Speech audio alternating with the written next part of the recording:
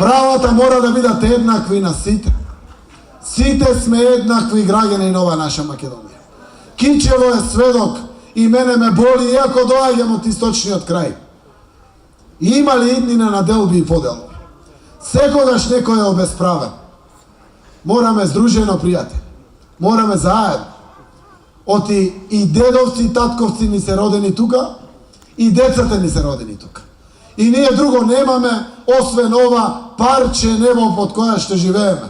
Ова парче земја, која што е полиено со крвта на нашите дедовци и татковци. Ама заедно борејки се рамо до рамо. И македонци, и албанци, и власи, и турци, и роми.